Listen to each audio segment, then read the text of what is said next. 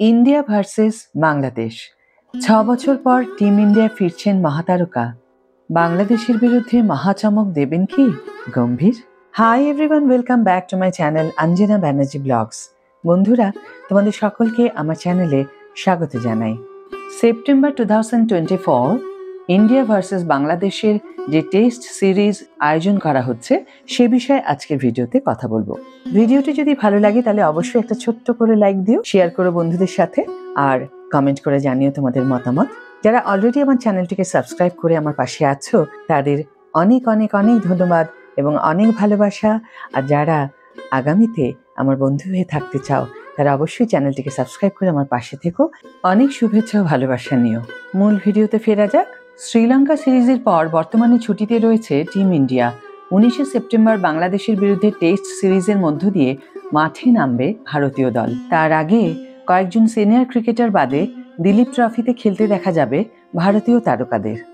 ভারতীয় দলের কোচ হিসাবে শ্রীলঙ্কার বিরুদ্ধে টি-20 সিরিজের শুরুটা ভালো হলেও ওডিআই সিরিজে হারের মুখ দেখতে হয়েছে টিম ইন্ডিয়াকে।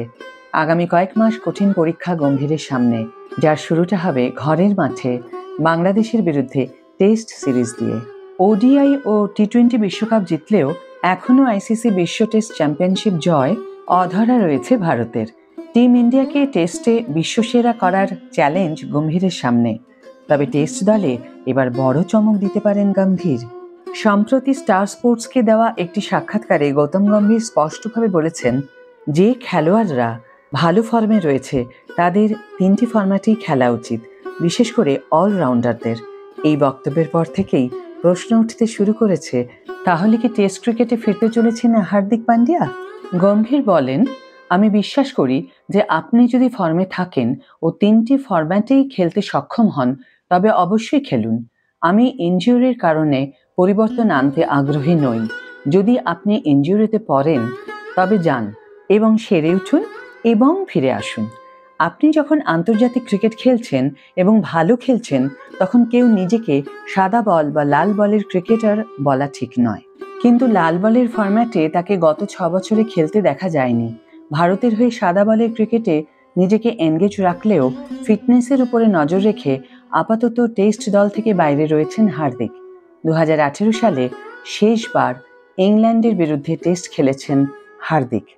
হার্দিক পান্ডিয়ার 2017 সালে শ্রীলঙ্কার বিপক্ষে টেস্ট ক্রিকেটে অভিষেক হয়।